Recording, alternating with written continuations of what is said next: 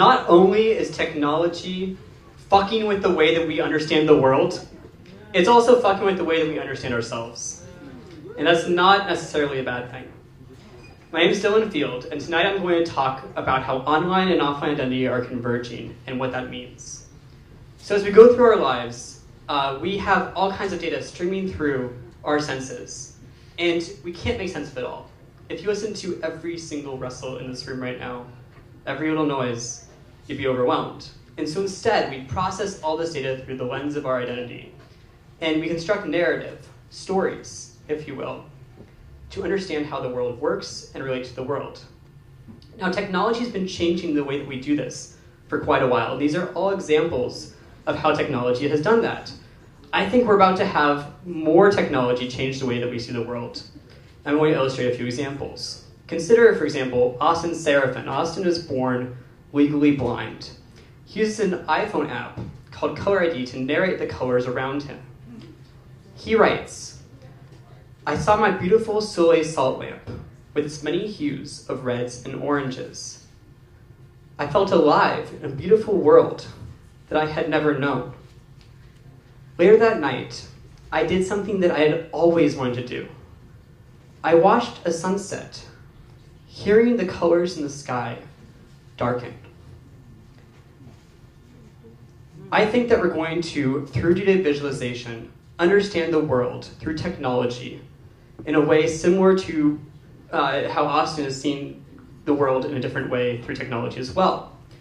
For example, I wanted to know how I fit into Brown University, how the classes that I take fit into the larger picture.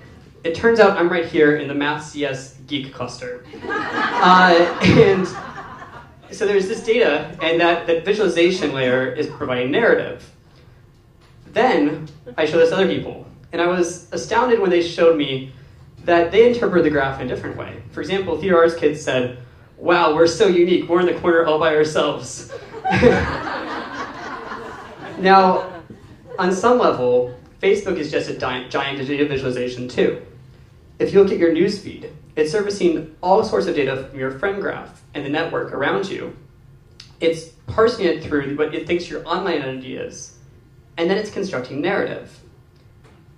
This is exactly parallel to the processes happening in real life, going from data to identity to narrative. And what's funny here is that it's being applied twice. So after you see your Facebook narrative, then you look at it through your lens of your actual identity. I'm really interested in how these worlds converge. How does global meet local? How does online identity meet offline identity, and what are the implications? What does that mean? Some of you might have seen Google Glasses.